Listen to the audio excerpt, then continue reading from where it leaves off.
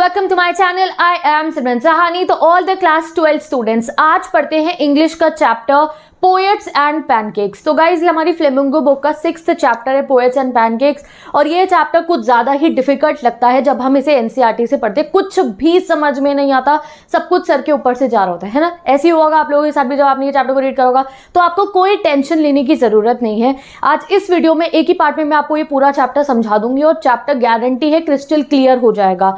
जो मैं बता रही हूँ उसको सुनो, पूरे यहाँ पे नोट्स बने हुए हैं। कुछ मैंने एनसीईआरटी की लाइन्स भी ऐड करी है जो बहुत डिफिकल्ट वाली है, और उनके वर्ड मीनिंग भी लिख दिए हैं।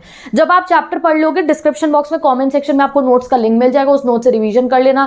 क्वेश्चन आंसर सीरीज में क्वेश्चन कर लेंगे, फिर तुम्हें कुछ और करने की जरूरत नहीं है, चैप्टर आपको डेफिनेटली आ जाएगा। तो कोई टेंशन मत लेना पोएट्स एंड पैनकेक्स चैप्टर की। योर दीदी इज हियर और आज से पूरा कंप्लीट कर लेंगे, ठीक है।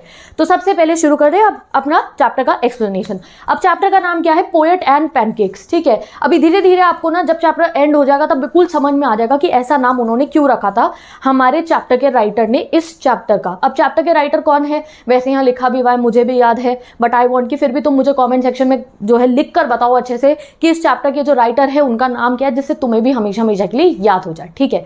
तो चलो शुरू करते हैं अपने चैप्टर को। बट चैप्टर शुरू करने से पहले गाइज मैं आपको ना एक बारी जो है हमारे राइटर के बारे में बताना चाहती हूँ। तो राइटर कौन है?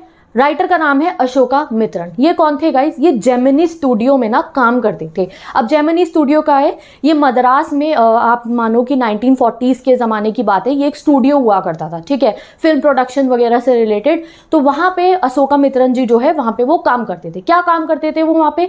उनका वहाँ पे एक अपना क्यूबिकल सा था, उसमें बैठ के वो विंडो लगी हुई थी, ठीक है। उसमें उनका पता है क्या काम था? उनका काम ये था कि जो कुछ भी न्यूज़ वगैरह आ रही होती थी उनकी उन्हें पेपर क्लिपिंग्स काट के एक फाइल में स्टोर करनी होती थी रिलेटेड टू देयर फील्ड, ठीक है। उनको वो सब जो स्टोर करनी होती थी, तो उनका ये काम था जेमिनी स्टूडियो में। और ये जो चैप्टर है गाइस, ये जो हमारे अशोका मित्रण जी है, इन्होंने एक बुक लिखी थी। बुक का नाम क्या है? याद रखना, एग्जाम में 1 मार्कर में आ सकती है। बुक का नाम है माई ईयर्स विद बॉस। तो अशोका मित्रण कहाँ काम करते थे? जेमिनी स्टूडियो में। जेमिनी स्टूडियो के बॉस कौन थे? SS वासन जी। तो उन्होंने अपनी इस बुक में बहुत सारी बातें बताई है। जेमिनी स्टूडियो में ऐसा होता था, ऐसा होता था, मेरे बॉस ऐसे थे, मेरे कुलीग्स ऐसे थे। तो वही चीज़ आपको इस चैप्टर में एक छोटे से फॉर्मेट में बताई गई है। तो ये जो पूरा का पूरा हमारा चैप्टर है, ये एक एक्सर्प्ट क्या होता है? छोटा सा पैराग्राफ, इतने सारे पेज है, वैसे कहा जा रहा है इसे एक्सर्प्ट है, ठीक है। तो ये जो हमारा पूरा चैप्टर है, ये इनकी बुक है my year with boss Gemini Studio में। तो ये अशोका मित्रण जी ने ये बुक लिखी थी, इसमें से ये पैराग्राफ लिए गए हैं। और ये चैप्टर ना ऑटोबायोग्राफिकल अकाउंट है उनका। ऑटोबायोग्राफिकल मतलब उनकी लाइफ में उन्होंने जेमिनी स्टूडियो में जो कुछ देखा, जिन लोगों से वो मिले, जो इन्फ्लुएंस वहाँ होती थी, वो सब उन्होंने इस चैप्टर में बताया। तभी ये चैप्टर थोड़ा डिफिकल्ट लगता है। कभी वो कोई बात बतानी शुरू कर देते, कभी कोई बात। अब आप अपनी लाइफ के बारे में किसी को बताओगे तो कभी कोई बात बताओगे, कभी कोई बात बताओगे, ठीक है। ऐसा कोई स्टोरी फॉर्मेट का कनेक्शन थोड़ी होता है, लाइफ हैपेंस। तो इसी वजह से ये चैप्टर में वो कभी कोई बात बताएंगे, कभी कोई, बट कोई दिक्कत की बात नहीं, मैं सब आपको समझाने वाली हूँ।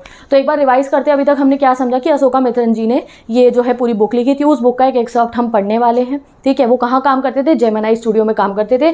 जेमिनी स्टूडियो की लोकेशन का है चेन्नई में है। सेटअप कब हुआ था? 1940 में, ठीक है। ये एक बहुत ही फेमस स्टूडियो रहा करता था उस जमाने में, ठीक है, बहुत इन्फ्लुएंशियल था। और इस स्टूडियो के फाउंडर कौन थे? SS वासन जी। ये रही इनकी फोटो, ठीक है। तो चलो शुरू करते हैं अब हम अपने chapter. Okay guys, so now let's start our chapter poets and pancake. तो ये जो पैनकेक नाम का मेकअप ब्रांड था, ये जेमिनी स्टूडियो में ना ट्रक लोड में आता था, यानी कि ट्रक में भर भर के आता था।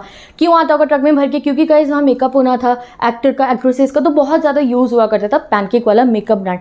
अब ये मेकअप ब्रांड पैनकेक इतना ज़्यादा फेमस था कि बहुत बड़े बड़े एक्ट्रेस ने इसे यूज़ करा था, जैसे कि ग्रेटा गार्बो जी। आप इनकी ये फोटो देख सकते हो, ये एक स्वीडिश एक्ट्रेस थी, इन्हें ऑस्कर अवार्ड मिला था, ये भी इस ब्रांड को यूज़ करती थी। वैजयंती माला जी, मिस गौहर जी, सभी ने, बहुत फेमस एक्ट्रेस ने इस ब्रांड को यूज करा था।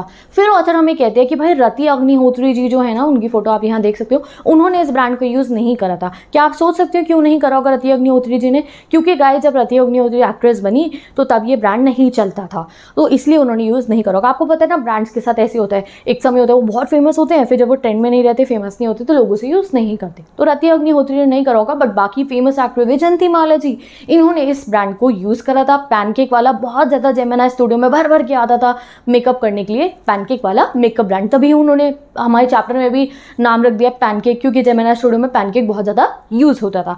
अब जब मेकअप की बात हो ही रही है तो ये जानते हैं कि ये जेमिनी स्टूडियो का मेकअप डिपार्टमेंट लोकेशन कहाँ थी, कहाँ पे सिचुएटेड था ये। तो ये सिचुएटेड था गाइस एक अस्तबल के ऊपर, अस्तबल यानी कि जहाँ पे घोड़े रहते हैं स्टेबल, उसके ऊपर ये मेकअप डिपार्टमेंट जो था वो लोकेटेड था। अब ये अस्तबल पता है आपको किसका था? ये अस्तबल था रॉबर्ट क्लाइव का। अब ये रॉबर्ट क्लाइव कौन है ये मैं आपको बताती हूँ। रॉबर्ट क्लाइव एक ब्रिटिशर है और साथ ही के साथ गाइस ये ब्रिटिश पहले गवर्नर थे बंगाल प्रेसिडेंसी के। ईस्ट इंडिया कंपनी आई थी याद है आपको, और भारत पे रूल कर लिया था उन्होंने। हाँ, तो ये रॉबर्ट क्लाइव जो थे एक ब्रिटिशर थे और ये बंगाल के पहले गवर्नर भी बने थे। अब ये रॉबर्ट क्लाइव जी जो हैं उनकी ना काफ़ी सारी प्रॉपर्टीज़ थी यहाँ मद्रास में, बहुत सारी डजन प्रॉपर्टीज़ थी, ठीक है। और उनमें से एक प्रॉपर्टी अस्तबल था जिसके ऊपर जेमिनी स्टूडियो का मेकअप डिपार्टमेंट लोकेटेड था। अब ऑथर हमें कुछ इन्फॉर्मेशन देते हैं रॉबर्ट क्लाइव के बारे में। क्या इन्फॉर्मेशन है वो पढ़ते हैं हम।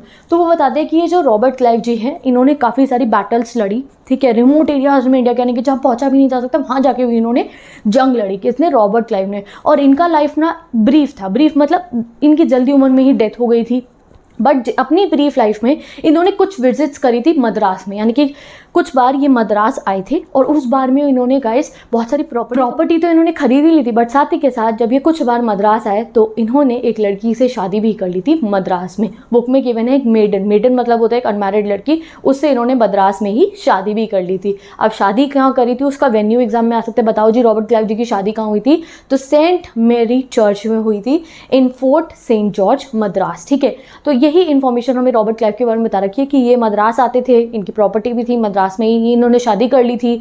तो ये ब्रिटिश ऑफिसर जो थे इनकी काफ़ी प्रॉपर्टी थी, उनमें से इनकी एक प्रॉपर्टी पे, रॉबर्ट क्लाइव की एक प्रॉपर्टी पे मेकअप डिपार्टमेंट था जेमिनी स्टूडियो का। तो भाई रॉबर्ट क्लाइव के बारे में इतना ही पढ़ना था। अब हम चलते हैं अपने मेकअप डिपार्टमेंट का रूम जो इतना भी होता था उसका लुक बिल्कुल कैसा था? हेयर कटिंग सलून जैसा, चेयर रखी हुई थी, बड़े सारे मिरर थे, मिरर पे लाइटें वाइटें लगी हुई थी, जैसा एक पूरा स्टूडियो होता है ना, यहाँ फोटो में देख सकते हो वैसा था। अब ऑथर हमें यहाँ बताते हैं कि आपको पता है जो मेकअप रूम था वहाँ पे ना इनकैंडेसेंट लाइट यूज़ होती थी। इनकैंडेसेंट लाइट मतलब वो लाइट जो गर्मी एमिट करती है, हीट एमिट करती है। जैसे आजकल ना CFL LED ज़्यादा यूज़ होती है, तो CFL LED इतनी हीट एमिट नहीं करती है जितना ये पुराने ज़माने में बल्ब, आपने देखा घर में ये बल्ब लगते थे हमारे जब हम छोटे होते थे, तो ये बल्ब से ना काफ़ी हीट इसके पास अगर आप पास में आते हो वो हीट एमिट करता था ये। तो ऑथर बताते हैं अभी तो पुराने ज़माने की बात है ना, 1940 में वो करता था ये जेमिनी स्टूडियो। तो बताते हैं उस ज़माने में ये इनकैंडेसेंट लाइट ना हमारे वहाँ लगी हुई थी मेकअप रूम में, तो बहुत गर्मी होती थी मेकअप रूम के अंदर। और मैं तो सोच भी नहीं सकता हूँ कि कितनी फायरी मिजरी मतलब कितनी गर्मी लगती होगी एक्टर एक्ट्रेसेस को जो अपना मेकअप करवाते थे, साथ में ये सारी की सारी गर्मी भी झेला करते थे। तो कितनी बारीकी से ऑथर हमें सब कुछ बता रहे हैं अबाउट जेमिनी स्टूडियो। ये बताया कौन सा मेकअप यूज़ होता था, वो जो डिपार्टमेंट था मेकअप डिपार्टमेंट वो कहाँ पे था, और वहाँ पे एक्टर एक्ट्रेसेस को बहुत गर्मी लगती थी अपना मेकअप कराते हुए क्योंकि वहाँ पे ये इनकैंडेसेंट वाली लाइट जो है वो यूज़ होती थी। तो अब जब हम मेकअप रूम की बात ही कर रहे हैं तो अब बात करते हैं कि मेकअप वहाँ पे किया कौन करता था। तो गाइस जो मेकअप रूम के जो हेड पता है कौन थे? जो चीफ मेकअप मैन थे वो एक बंगाली थे, ठीक है, जेमिनी स्टूडियो के। बट ये जो बंगाली थे ना फिर वो बहुत ज़्यादा फेमस हो जाते हैं, इनको बहुत लोग मानने लगते हैं, तो ये वहाँ छोड़ देते हैं उसको जेमिनी स्टूडियो को और ये चले जाते हैं। फिर इनकी प्लेस कौन लेता है? एक महाराष्ट्रियन लेते हैं और उनका पूरा गैंग लेता है। तो अब ऑथर हमें ना इनका जो पूरा गैंग था, महाराष्ट्रियन जो मेकअप मैन थे और इनका गैंग था, उनके बारे में कुछ बताते हैं। देखो ये जो पूरा गैंग था ना, इनमें काफ़ी अलग अलग स्टेट्स के लोग थे, बिल्कुल एक तरीके का नेशनल इंटीग्रेशन ये शो करते थे। नेशनल इंटीग्रेशन मतलब इंडिया में आपको पता है ना, हम कहते हैं यूनिटी एंड डाइवर्सिटी होनी चाहिए, सब लोगों को मिल बांट के रहना चाहिए और लड़ाई नहीं करनी चाहिए अलग अलग स्टेट्स के लोगों को। तो वैसा ही कुछ ये जो नए वाले मेकअप मैन आए थे ना महाराष्ट्रियन वाले, इनके गैंग था, यानी कि इनके गैंग में हर एक स्टेट से लोग थे। जैसे कि आपको मैं बताती हूँ, यहाँ आप रीड कर सकते हो कि जब बंगाली वाले चले गए थे तो उनकी जगह ली एक महाराष्ट्रियन ने। अब उन महाराष्ट्रियन को हेल्प करने के लिए एक कर्नाटका थे, कर्नाटका मतलब एक कर्नाटका के थे, ठीक है। फिर उनके बाद कौन थे? एक आंध्र प्रदेश के थे मेकअप मैन, उसके बाद एक मद्रास के मेकअप मैन थे, फिर एक एंग्लो बर्मीज मेकअप मैन भी थे और बहुत सारे लोकल तमिल्स भी थे। तो यानी कि इतने सारे स्टेट्स के लोग मिलके इनकी ये मेकअप टीम बनी हुई थी। हेड कौन कर रहे थे? महाराष्ट्रियन। तो ये एक तरीके का नेशनल इंटीग्रेशन शो हो रहा है कि अलग अलग स्टेट्स के लोग मिल के जो है पूरे जेमिनी स्टूडियो होकर एक्टर एक्ट्रेसेस का मेकअप करते हैं। तो इस तरीके का नेशनल इंटीग्रेशन जो था गाइस इनके मेकअप रूम में देखा जाता था। अब ऑथर इस पे पता है क्या कहते हैं, वो कहते हैं कि देखो दूरदर्शन पे और एयर इंडिया पे जो हमारा रेडियो चैनल है उसमें बहुत समय बाद ऐसे शोज़ दिखाए जाने लगे, ऐसे ब्रॉडकास्ट होने लगे कि इंटीग्रेशन होना चाहिए, हर स्टेट के लोग आपस में जो है खुशी से रहने चाहिए। ये सब तो एयर इंडिया पे और दूरदर्शन पे बहुत बाद में दिखाया जाने लगा। दूरदर्शन आपने कभी देखा है टीवी खोल के दूरदर्शन, वहाँ पे कई बार फोक डांसेस दिखाते हैं, अलग अलग स्टेट के डांसेस दिखाते हैं यूनिटी एंड डाइवर्सिटी को प्रमोट करने के लिए। तो कहते हैं भाई वहाँ पे तो बहुत बाद में शुरू हुआ, हमारे मेकअप डिपार्टमेंट में तो बहुत पहले से यूनिटी एंड डाइवर्सिटी थी, नेशनल इंटीग्रेशन हमारे यहाँ तो बहुत पहले से फॉलो हो रही थी। अब मेकअप के ऊपर जो हमारे ऑथर के व्यूज़ थे वो आपको यहाँ से पता चलेंगे। उनको ना गाइस ऐसा लगता था कि मेकअप करने से एक इंसान अगली बन जाता है। वो कहते थे कि ये जो डिपार्टमेंट था ना, मेकअप डिपार्टमेंट वाले, जो पूरा का पूरा गैंग था, इनके पास एक पावर थी। क्या पावर थी? ये किसी भी डिसेंट लुकिंग इंसान को ना, यानी कि अच्छे भले इंसान को जो सुंदर दिखता है, अच्छा दिखता है, ये उसको ना हीडियस क्रिम्सन ह्यूड बना देते थे। मेरी लैंग्वेज में कहो तो इट का जोकर बना देते थे। इट का जोकर देखा है ना, या फोटो में देख लो, डरना मत, ठीक है। तो वो उनका मानना था कि कोई भी इंसान को ना ये मेकअप वाले क्या बना देते थे, हिडियस लुकिंग हिमसेम क्यूट। तो हिडियस क्या होता है? डरावना। वर्ड मीनिंग देख लो, हिडियस मतलब होता है डरावना, क्रिम्सन ह्यूड मतलब लाल से रंग का। तो उनको ऐसा लगता था ये मेकअप वाले हैं ना, ये मेकअप कैसा करते हैं, मेकअप करके ना अच्छे भले इंसान को ऐसा डरावना सा लाल सा रंग का बना देते हैं। पोषण लोशन लगा के, पैनकेक थोप थोप के ये क्या कर देते थे, इस सभी को डरावना सा बना देते थे, ऐसा ऑथर कहते थे, ठीक है। तो उनके अकॉर्डिंग देखो क्या था, उन्हें लगता था कि मेकअप करने से ना अगली बन जाते हैं। ये हमारे ऑथर का व्यू पॉइंट था। अब वो आगे में बताते हैं कि देखो उस ज़माने में ना ज़्यादातर शूटिंग इंडोर्स होती थी, यानी कि सेट बनते थे, उनमें शूटिंग होती थी, तो बस 5% शूटिंग बाहर होती थी। हमने पुराने ज़माने की मूवीज़ में भी देखा है, सेट्स बने होते थे, तो सारी शूटिंग इंडोर होती थी। और उन्हें ऐसा लगता था, देखो यहाँ पे लिखा है, उन्हें लगता था कि ये जितनी भी स्टूडियो लाइट्स हैं, ये जितना भी मेकअप वगैरह किया जाता है एक्टर का, एक्ट्रेसेस का, ये बेसिकली इनको अगली बनाने के लिए किया जाता है कि जितना ये लोग अगली दिखेंगे उतना ज़्यादा ये लोग कैमरे पे अच्छे दिखाई देंगे। तो ये हमारे ऑथर की पर्सनल सोच है। उनको ऐसा लगता था कि मेकअप करने से वो अगली बन जाते हैं, जिससे वो प्रेजेंटेबल लगे मूवीज़ में और कैमरे के ऊपर। अब ये जो मेकअप डिपार्टमेंट था, इसमें जितना ये पूरा का पूरा गैंग था, इसमें एक हायरार्की मेंटेन होती थी। हायरार्की क्या होती है? लेवल, रैंक, ऑर्डर होते हैं। जैसे आपके स्कूल में प्रिंसिपल सर, कोऑर्डिनेटर मैन, और फिर अलग अलग हमारे टीचर्स, सब्जेक्ट टीचर्स, फिर हम बच्चे आ गए, प्रीफेक्ट्स वगैरह होते हैं, फिर हम बच्चे आ गए, जैसे हायरार्की होती है ना, वैसे ही ये जो मेकअप डिपार्टमेंट था इसमें भी एक हायरार्की होती थी। सबसे पहले आता था चीफ मेकअप मैन। देखो सबसे पहले आता था चीफ मेकअप मैन, ये चीफ एक्टरों की जो है मेकअप वेकअप करता था।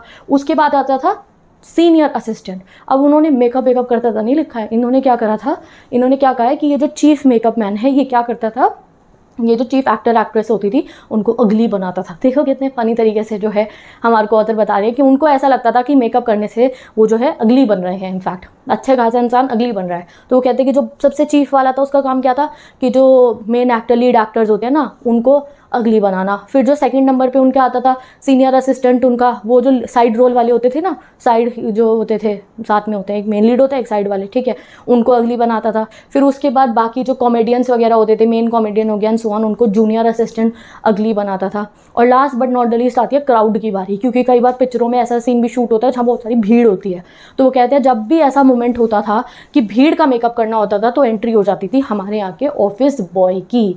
ऑफिस बॉय कौन होते हैं गाइस? जैसे कोई भी ऐसी जो है प्रोडक्शन हाउसेज होते हैं वहाँ पे तो स्पेशली और काफ़ी जगहों में ऑफिस बॉयज़ रखे जाते हैं, सो दैट जो कोई छोटे छोटे काम होते हैं एरेंड्स रन करने के लिए, कि जो है छोटे छोटे काम करने के लिए जो है ऑफिस बॉय होता है। तो वो कहते हैं कि जब भी अगर कभी क्राउड शूटिंग होती थी, वो तीन का तो पता है ना आपको मेकअप, चीफ वाला मेन लीड का, जो सेकंड वाले हैं वो साइड एक्टर्स के, और फिर जो थर्ड वाले होंगे वो किसका करेंगे, जो मेन कॉमेडियन वगैरह हो गए उनका कर देते थे मेकअप। अब बात आती है क्राउड की, तो क्राउड के मेकअप की जिम्मेवारी किसकी थी? ऑफिस बॉय की थी। अब ऑफिस बॉय क्या करता था, एक बर्तन लेकर आता था, उसमें सारा पोषण लोशन पैनकेक वैनकेक डाल के मिक्स कर लेता था और उसको ऐसे स्लैप कर देता था, यानी कि हूँ ऐसे लगा दिया करता था पूरे के पूरे क्राउड के फेस पे। तो क्राउड के फेस के मेकअप करने की शूट जो है पूरी की पूरी जिम्मेदारी शूटिंग के दौरान किसकी होती थी? ऑफिस बॉय की।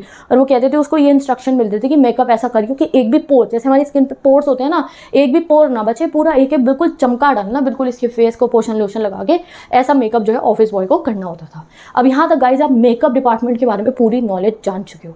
अब ऑफिस बॉय का इंट्रोडक्शन तो हो ही गया हमें चैप्टर में कि ऑफिस बॉय क्राउड का मेकअप करता था। तो चलो आगे चैप्टर पे मूव करते हैं। अब हमें ऑथर ऑफिस बॉय की कहानी, ऑफिस बॉय की लाइफ के बारे में काफ़ी कुछ बताने वाले हैं। तो चलो जानते हैं ऑफिस बॉय के बारे में। तो अब ऑथर हमें बताते हैं कि ये जो ऑफिस बॉय है ये एक्चुअली में बॉय नहीं है, लड़का नहीं है, ये अर्ली 40s में है अपनी, ठीक है, लड़का नहीं कह सकते आपको, ऐसा 20-21 साल का नहीं है, 22 साल का, ये अर्ली 40s में है अपनी। और ये जो ये यहाँ जेमिनी स्टूडियो में पता है कब आया था, बहुत पहले आया था, और अपनी बड़े बड़े सोच, अपने बड़े बड़े सपनों के साथ आया था कि शायद मैं लीड एक्टर बन जाऊँगा, शायद मैं एक बड़ा पोएट बन जाऊँगा जेमिनी स्टूडियो में आके। बट अनफॉर्चुनेटली वैसा कुछ नहीं होता है, वो एक ऑफिस बॉय बन के ही रह जाता है। और उसका काम क्या होता है कि जब भी जो है क्राउड शूटिंग होती है वो सबके मुँह पर ये स्लैप करता है, क्या, पोषण लोशन वाला। ठीक है जी, ऑफिस बॉय की दुबरी कहानी हमने जान ली है, आगे कंटिन्यू करते हैं। अब ऑथर अपने बारे में बताते हैं, कहते हैं मेरा काम क्या है इस पूरी बिल्डिंग में, जेमिनी स्टूडियो में, मेरा तो काम वही है पेपर क्लिपिंग कट करके फाइल में स्टोर करना।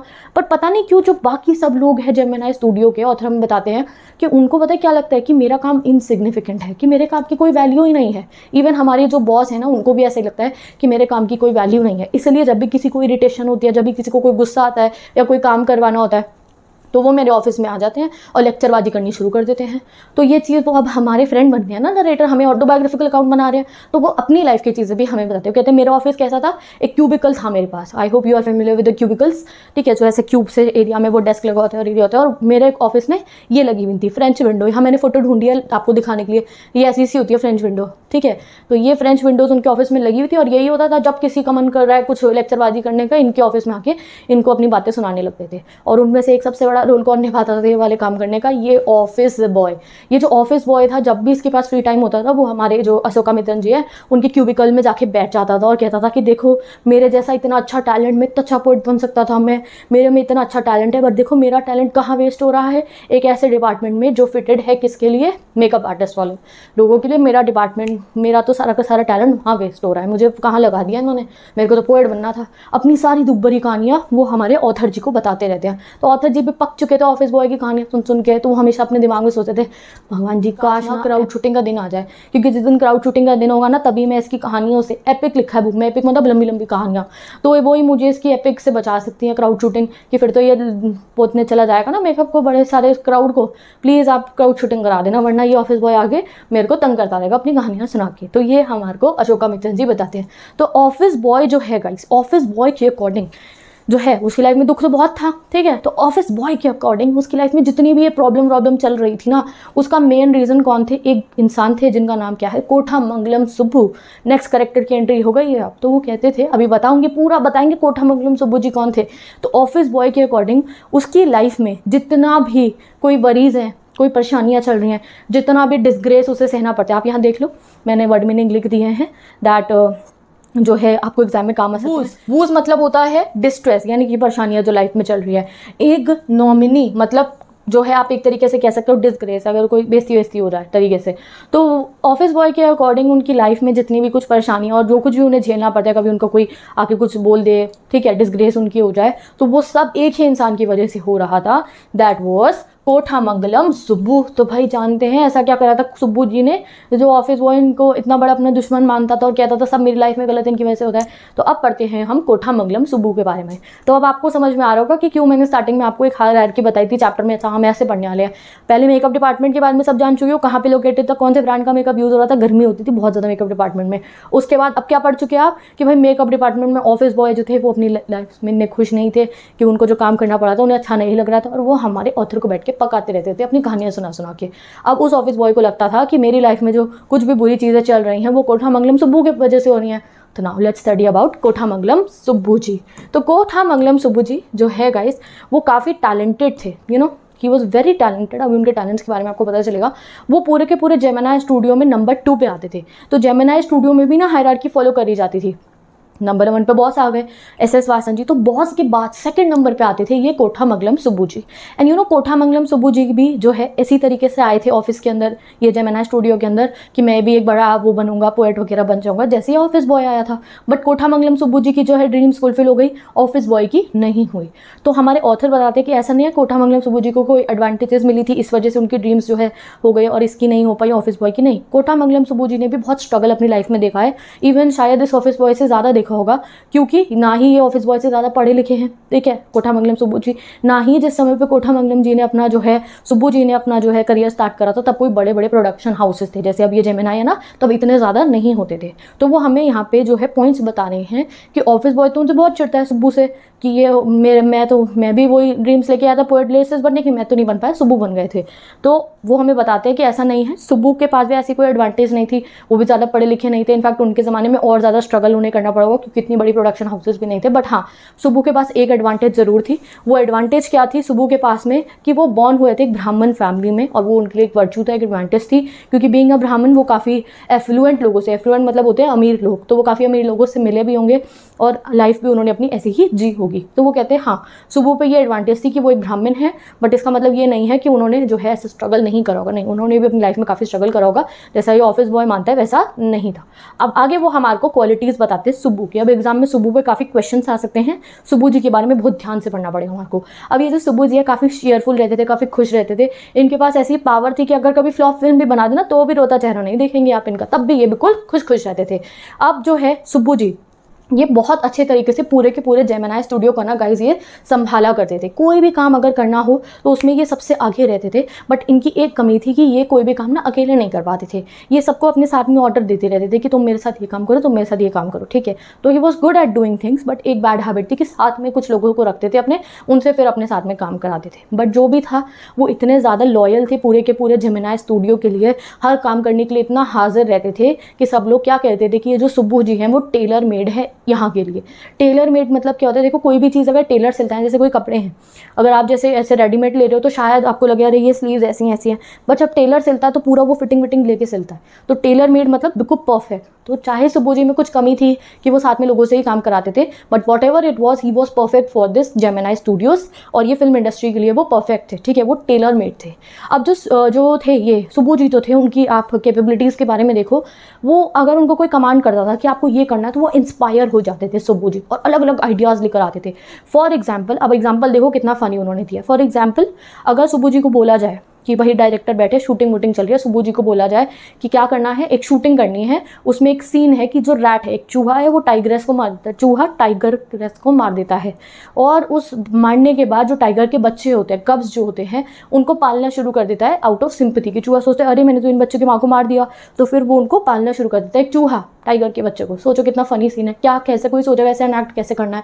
तो वो हमारे ऑथर कहते हैं कि ऐसे सीन में भी अगर डायरेक्टर कह रहे हैं ऐसा सीन जो है करना है, मुझे समझ में नहीं आ रहा, तो सुब्बू जी आके 4 आइडियाज़ बताएंगे, ऐसे कर लो, ऐसे कर लो, ऐसे कर लो, ऐसे कर लो। अब फिर भी अगर डायरेक्टर कहेगा हाँ अच्छे हैं बट मुझे इतना समझ में नहीं आ रहा, तो सुब्बू जी इतने टैलेंटेड है 14 और बता देंगे। तो यहाँ पे वो हमें सुब्बू जी की क्वालिटीज़ बता रहे हैं कि ये काफ़ी ज़्यादा टैलेंटेड है, क्रिएटिव काफ़ी सारे हैं। ऐसे ऐसे टॉपिक पे भी कि भैया चूहे ने मार दिया टाइगर को, उस पर भी ये काफ़ी अपनी क्रिएटिविटी दिखा सकते हैं। तो ये घुमा फिरा के कह रहे हैं कि सुब्बू जी बहुत टैलेंटेड थे, और सुब्बू जी की वजह से जो पूरा जेमिनाई स्टूडियो था वहाँ पे जो है काफ़ी अच्छा, जितना भी साल जेमिनाई स्टूडियो के जो गोल्डन ईयर्स चले, गोल्डन ईयर्स मतलब जो बहुत तरक्कियों पर चला जेमिनाई स्टूडियो, तो पूरे गोल्डन ईयर्स में जेमिनाई स्टूडियो के सुब्बू जी का काफ़ी इंपॉर्टेंट रोल रहा था। तो सुब्बू जी काफ़ी टैलेंटेड थे। अब सुब्बू जी की अपनी लाइफ के बारे में हम जान लेते हैं। तो सुब्बू जी गाइस जो थे काफ़ी अच्छे पोएट भी थे, ये ऐसी पोइट्री लिख सकते थे जो काफ़ी हाई लेवल की होती है, बट ये ऐसा करते नहीं थे। सुब्बू जी हाई लेवल की पोइट्री लिख सकते थे बट ये लिखते नहीं थे। क्यों नहीं लिखते थे? क्योंकि ये यूजुअली अपनी पोइट्री लिखते थे लोकल लोगों के लिए, ठीक है। तो काफ़ी पोइट्स ऐसे होते हैं जो ऐसी लैंग्वेज यूज़ कर लेते पेचीदा जो इंसानों को पढ़ के समझ नहीं आ सकती, वो बहुत पढ़े लिखे लोगों को ही पढ़ के समझ में आएगी। तो सुब्बू जी में वो कैपेबिलिटी थी कि वो पोइट थे ऐसे कि वो ऐसी पोएम लिख सकते हैं जो हाई लेवल वाले जो लोग हैं उन्हीं को समझ में आएंगी। बट सुब्बू जी ऐसा नहीं करते थे, वो ऐसी पोइट लिखते थे, पोएम्स लिखते थे जो लोकल लोग भी समझ पाएँ। तो ये सुब्बू जी के बारे में डिटेल्स हमें पता लगती ही जा रही है। अब जो सुब्बू जी थे गाइस, उनकी जो फिल्म में काफ़ी अचीवमेंट्स उन्होंने हासिल करी है, उनमें से कुछ हमारे को यहाँ बता रखा है। सुब्बू जी की लाइफ की कुछ अचीवमेंट्स के बारे में हमें उन्होंने बताया है कि उन्होंने काफ़ी सारी फोक टेल्स वगैरह जो है उन्हें कंपोज करा है। एक बहुत फेमस नॉवल भी है सुब्बू जी की जिसका नाम है थिलांदा मोहन अम्बल, ठीक है। यहाँ फोटो आप देख सकते हो। इस नॉवल में उन्होंने काफ़ी सारे कैरेक्टर्स को इंट्रोड्यूस करा था और ये काफ़ी फेमस नॉवल है सुब्बू जी की। अब एक और अचीवमेंट है सुब्बू जी की लाइफ की, वो क्या है? उन्होंने 20th सेंचुरी में देवदासीज को रिक्रिएट करा था, ठीक है। देवदासीज कौन होती हैं? वो गर्ल्स जो मंदिर में रहती हैं और भगवान की दासी बन के रहती है और उनकी सेवा करती हैं, ठीक है, वो लड़कियां, ठीक है, अनमैरिड। तो वो उन्होंने देवदासीज के जो है पूरा का पूरा जो है उनको रिक्रिएट करा था। वो उनकी कुछ अचीवमेंट्स में से एक है। तो ये सुब्बू जी की लाइफ के बारे में आप काफ़ी कुछ जान चुके हो। अब सुब्बू जी जो है गाइस काफ़ी एक अमेजिंग एक्टर भी थे। तो भाई जेमिनी स्टूडियो में पोएट भी है, काफ़ी सारे स्टूडेंट्स को डायरेक्ट भी करवा देते हैं। तीसरी क्वालिटी क्या है, अरे एक्टर भी काफ़ी अच्छे थे। इन्होंने बहुत सारी पिक्चरों में काम नहीं करा है, जिसमें भी करा है साइड रोल्स में ही काम करा है, लीड में नहीं करा है। बट ऑथर बताते हैं कि इनकी एक्टिंग इतनी अच्छी थी कि ये लीड एक्टर से भी ज़्यादा अच्छी एक्टिंग करते थे, बट इन्होंने कभी एज ए एक्टर इतना काम नहीं करा है। अब जो सुब्बू जी हैं अपने करियर में तो काफ़ी अच्छे थे ही नहीं, दिल के भी काफ़ी अच्छे इंसान थे। और क्वालिटीज़ पढ़ते रहो, लिखते रहो, बस इनकी क्वालिटीज़, ठीक है, अच्छी अच्छी बातें जानते रहो। तो वो बताते कि ये जो सुब्बू जी थे दिल के बहुत अच्छे इंसान थे। इनके घर में इतने सारे लोग आते थे, इनके घर में खाना पीना खाते थे और इनके पैसों पे जो है जी रहे थे बेसिकली।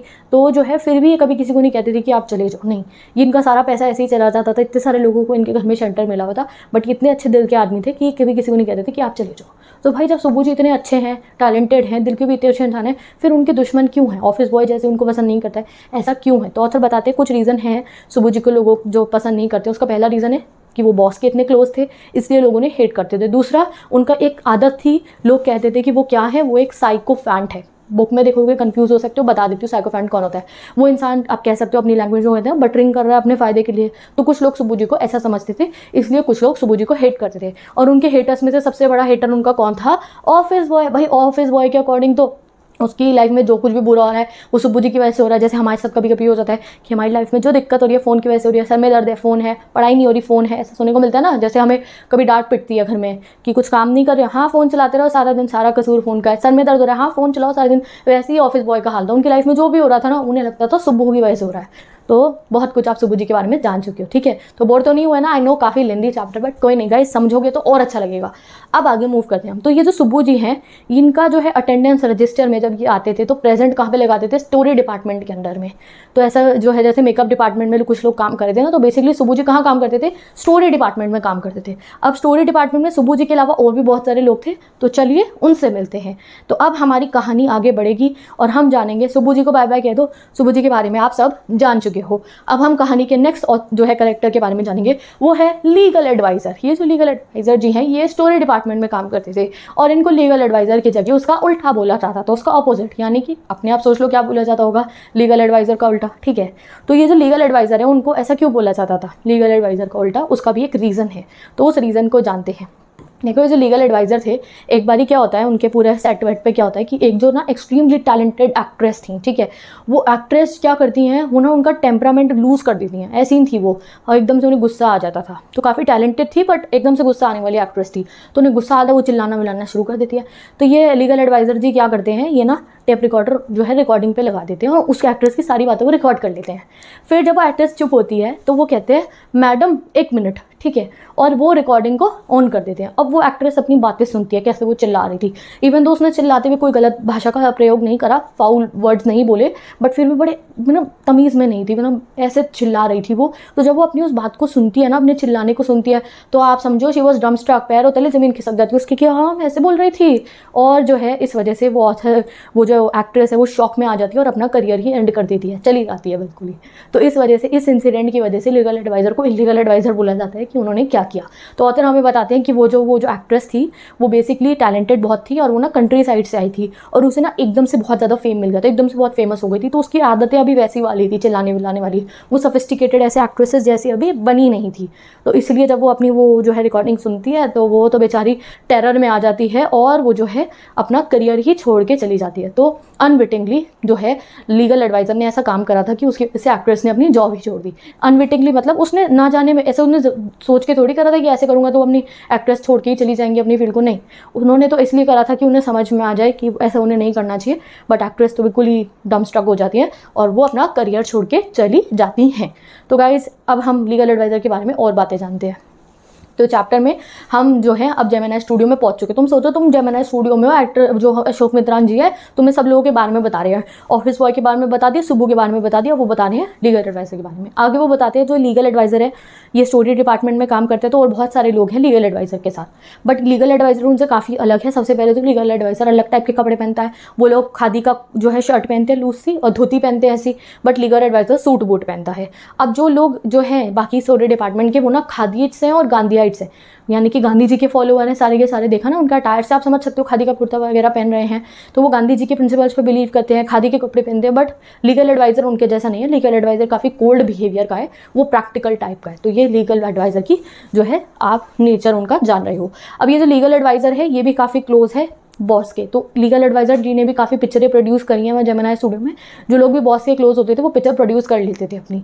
तो बट इन्होंने जो पिक्चर बनाई थी उसका कुछ फ़ायदा नहीं मिला, फ्लॉप हो गई, नुकसान हुआ था। अब आगे चल के हमें जो है ऑथर बताते हैं कि एक टाइम ऐसा भी आता है जब स्टोरी डिपार्टमेंट जो है वो अच्छे से काम नहीं कर पा रहा था, और जो है उनके जो बॉस थे वो स्टोरी डिपार्टमेंट को ख़त्म कर देते हैं, यानी कि बंद कर देते हैं, क्योंकि उन्हें लॉस झेलना पड़ रहा था।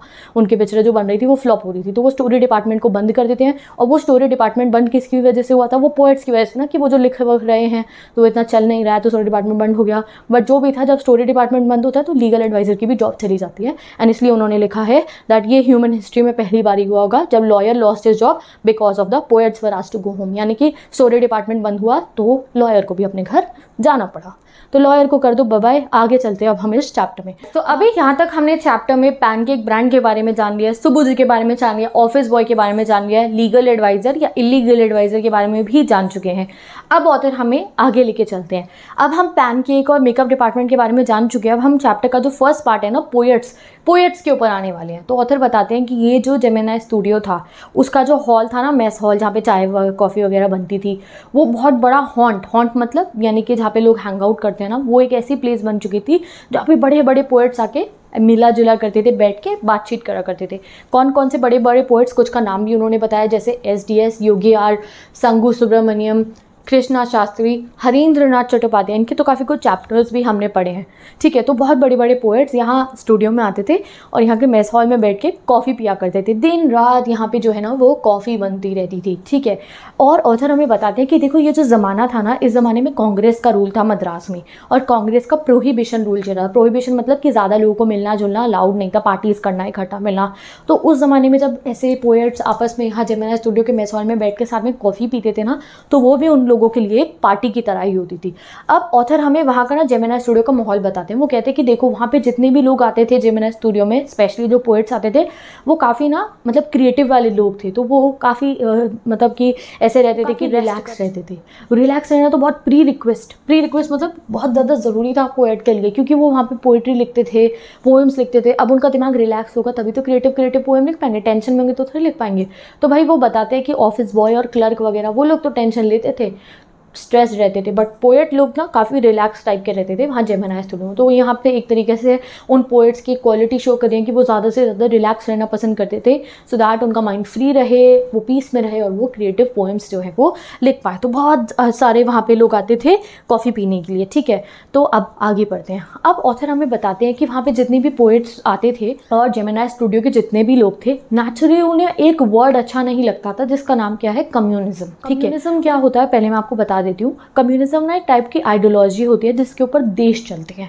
ठीक है, अब कम्युनिज्म ना यूएसएसआर नाम की एक कंट्री थी। अब आई नो ये थोड़ा एक्स्ट्रा इन्फॉर्मेशन है, बट जब आप जानोगे तभी चैप्टर क्रिस्टल क्लियर होने वाला है। ठीक है, पॉलिटिकल साइंस स्टूडेंट्स को, इवन इकोनॉमिक्स में भी हमने कम्युनिज्म के बारे में बताया, सोशियोलॉजी में भी पढ़ते हैं, काफ़ी स्टूडेंट्स को पता भी होगा कम्युनिज्म क्या होता है। तो देखो कम्युनिज्म ना एक आइडियोलॉजी थी जो काफ़ी देशों में चलती थी। इवन यूएसएसआर यानी कि जो आज के समय का रशिया है ना, रशिया के साथ और भी बहुत सारी कंट्रीज़ थी, टोटल मिला के 15 कंट्री होती थी। यहाँ पे ये आइडियोलॉजी चलती थी यूएसएसआर में कम्युनिज्म की। ठीक है, तो ये कम्युनिज्म में क्या होता है कि जो पूरी की पूरी कंट्री है ना, और जो कंट्री के लोग हैं, यानी कि कंट्री की जो गवर्नमेंट और कंट्री के जो लोग हैं, जो लोग वहाँ रह रहे हैं, सभी चीज़ों को वो लोग मिल के ओन करते थे। यानी कि अगर सपोज करो कोई एक फार्म है, कोई एक इंडस्ट्री है, तो वो कोई भी किसी एक सिंगल पर्टिकुलर इंसान की नहीं होगी, वो सभी कम्युनिटी के नाम पे होती थी और सब वहाँ पे काम करते थे और उनकी नीड्स के अकॉर्डिंग सब कुछ बंटवारा होता था। जैसे कि कम्युनिज्म में क्या होता है कि एक फार्म है, एक खेत है, तो वो खेत किसी एक पर्टिकुलर फार्मर का नहीं होगा। हमारे इंडिया में क्या है, प्राइवेट सब कुछ अलाउड होता है कि एक खेत है तो वो एक प्राइवेट फार्मर का है, वो उस पर फसल बो रहे हैं, उगा रहे हैं, और इनकम जो भी आएगी, प्रॉफिट होगा, वो अपने पास रखेंगे। अब कम्युनिज्म आइडियोलॉजी में क्या होता है कि अगर एक खेत है तो वो कम्युनिटी का होगा, उस पर 15-20 फार्मर जो भी है मिल बांट के काम करेंगे, और जो प्रोड्यूस निकलेगा उससे जो इनकम आएगी वो भी आपस में सभी के बट जाएगी उनकी नीड्स के अकॉर्डिंग। तो कम्युनिज्म में कोई प्राइवेट ओनरशिप नहीं होती है, गवर्नमेंट और जो जनता होती है मिल के सब कुछ चलाते हैं। इस टाइप की आइडियोलॉजी होती है कि कम्युनिज्म। कम्युनिज्म ये जो समय आप देख रहे हो 1940s का, इस समय में काफ़ी सारी कंट्रीज़ थी जो कम्युनिज्म को फॉलो कर रही थी। ठीक है, आपको कम्युनिज्म मतलब समझ में आ गया होगा, क्योंकि जब आप कम्युनिज्म का मतलब समझोगे तभी आपको आगे का चैप्टर गाइस क्लियर होने वाला है। तो कम्युनिज्म एक आइडियोलॉजी है जिसमें सब कुछ शेयर करा जाता है बिटवीन द कम्युनिटी। अब ये आइडियोलॉजी को लेकर ना मद्रास में अलग अलग बातें होती थी। कुछ लोग कहते थे कि जो ये कम्युनिस्ट होते हैं, यानी कि वो लोग जो कम्युनिज्म को फॉलो करें, ठीक है, कम्युनिस्ट कौन, जो वो लोग जो कम्युनिज्म को फॉलो कर रहे हैं, वो कहते हैं कि ये लोग कैसे होते हैं, ये लोग किसी भी रिलीजन में बिलीव नहीं करते। ये कौन होते हैं, ये नास्तिक होते हैं। और ये ऐसे होते हैं कि ना इन्हें अपने बच्चों से प्यार होता, ना इन्हें अपनी वाइफ से प्यार होता। इवन अगर इन्हें अपने बच्चों को, इवन अपने पेरेंट्स को भी अगर मारना पड़ जाए तो इन्हें कोई फ़र्क नहीं पड़ने वाला है। ये ऐसे इंसान होते थे जिनके पास दिल ही नहीं होता था। तो ऐसे नोशंस जो थे पूरे के पूरे मद्रास में प्रिवेल करते थे, या फिर आपको पूरे के पूरे साउथ इंडिया में प्रिवेल करते थे। यानी कि ऐसे सुनी सुनाई बातें होती है ना, ऐसा ऐसा कहा जाता था कम्युनिस्ट के बारे में इन द साउथ इंडिया, या फिर आप कह सकते हो मद्रास में भी। तो ऑथर ने भी कभी सुना होगा कि इस तरीके से कम्युनिज्म के बारे में कहा जाता है, और तभी वो हमें यहाँ पे वो बता रहे हैं। तो अब ऑथर कहते हैं कि ये जो कम्युनिज्म से रिलेटेड ये जो बातें होती थी ना, अब ये हमारे जेमिनी स्टूडियो में भी फेमस होने वाली थी। और ये काफ़ी दूर नहीं रहा था ये समय, अभी कुछ समय में ये कम्युनिज्म के ऊपर ये जो कुछ भी चलता है ये हमारे यहाँ पे भी अब आने वाला था। Evidence of it was soon fourth coming. Soon fourth coming मतलब अभी आने वाला था। तो वो कहते हैं भाई हमारे यहाँ जेमिनी स्टूडियो में पोएट लोग थे, ठीक है, हाँ वो गांधी जी को मानते थे, खादी का कपड़ा पहनते थे, गांधी जी को मानते थे, बट उनका ऐसा पॉलिटिक्स से कोई लेना देना नहीं था। पॉलिटिक्स से वो दूर रहते थे। भैया क्रिएटिव लोग हैं, पिक्चरें बनानी है, पोएट्री करनी है, तो वो पॉलिटिक्स से दूर रहते थे। बट अभी ये कम्युनिज्म से रिलेटेड, ये पॉलिटिक्स से रिलेटेड कुछ चीज़ें यहाँ जेमिनी स्टूडियो में भी एंटर होने वाली थी। कैसे होने वाली थी, चलो अब वो पढ़ते हैं। तो चलो गाइस अब देखते हैं कि कैसे ऑथर क्यों कह रहे हैं कि कम्युनिज्म से रिलेटेड कुछ हमारे जेमिनी स्टूडियो में भी एंटर करने वाला था। तो चलो आगे बढ़ते हैं और देखते हैं धीरे धीरे कैसे कौन एंटर करता है। तो क्या होता है, अभी कुछ समय बीत जाता है, ऑथर हमें बताते हैं कि हमारे यहाँ पे ना हमारे जेमिनी स्टूडियो में MRA आता है। MRA की फुल फॉर्म क्या है, मॉरल रीआर्मेंट आर्मी। ये मॉरल रीआर्मेंट आर्मी क्या है, देखो इस मॉरल रीआर्मेंट आर्मी को फ्रैंक बुचमैन ने बनाया था। ये एक ग्रुप था 200 लोगों का जो अलग अलग ना शोज़ किया करते थे, प्ले शोज़। पहले ज़माने में थिएटर वगैरह होता था ना, अभी भी होता, मतलब पहले बहुत ज़्यादा होता था, ठीक है। तो वो कहते हैं कि ये थिएटर वगैरह करने वाला एक ये पूरी मॉरल रीआर्मेंट आर्मी थी। ये हमारे यहाँ इंडिया में आती है, और जब ये इंडिया में आती है तो इसको हमारा जेमिनी स्टूडियो और जो हमारे बॉस थे ना उन्हें होस्ट कर दिया। होस्ट यानी कि उन्हें न्योता दे दिया कि ठीक है आप आइए हमारे यहाँ रहिए। तो 200 लोगों का ग्रुप पूरा जेमिनी स्टूडियो में आ जाता है। सभी अंग्रेज़ कहाँ से आए होते हैं, ये मॉरल रीआर्मेंट आर्मी फ्रैंक बुचमैन के साथ में ये लोग आए होते हैं, ठीक है। तो ऑथर बताते हैं कि वैसे मॉरल रीआर्मेंट आर्मी वालों को कहा जाता है कि ये ना कोई इंटरनेशनल सर्कस है, बट एक्चुअली में ऑथर बताते हैं कि ऐसा इनको सर्कस वाला कोई ट्रिक विक आती नहीं थी, ना ही इन लोगों को ट्रेपीज करना आता था। वैसे कहा जाता था कि ये मॉरल रीआर्मेंट आर्मी इंटरनेशनल सर्कस है, बट ऑथर ने जितना देखा और समझा वो हमें बताते हैं कि ये कोई सर्कस वाले नहीं थे। इन्हें तो सर्कस वालों को जो काम करते इन्हें आता ही नहीं था, ना इन्हें ट्रेपीज करनी आती थी। ट्रेपीज ये इस टाइप का करतब होता है, देखा है आप लोगों में से किसी ने सर्कस? मैं तो कभी नहीं गई किसी सर्कस में। तो वो कहते हैं कि ये जो सर्कस था, जो ये सर्कस वाले लोग ट्रेपीज करते हैं, ना ही ये मॉरल रीआर्मेंट वाली आर्मी को सर्कस करना आता था, ना ही इन्हें जानवरों को ट्रेन करना आता था। बस ये लोग जानवरों से कम मिलते थे डिनर टेबल पे, यानी कि ये सब नॉन वेजिटेरियन थे। बस जब खाना खाना होता था ना तभी ये लोग जानवरों से मिलते, उसके अलावा इनका जानवरों से कोई नाता नहीं था। तो एक तरीके से इन्हें बोल दिया जाता है इंटरनेशनल सर्कस। वैसे ये कुछ सर्कस वाला काम नहीं करते थे, बट जो भी था ये 200 लोग आ जाते हैं कहाँ पे, जेमिनी स्टूडियो में, और फिर इंडिया के अलग अलग पार्ट्स में जाके, साउथ इंडिया के अलग अलग पार्ट्स में जाके अपने 2 शोज़ करते हैं, अपने 2 प्लेस करते हैं। उन 2 प्लेस का नाम क्या आपको एग्जाम में आ सकता है, जोथम वैली और फॉरगॉटन फैक्टर। ये 2 शोज़ वहाँ पे वो लोग करते हैं।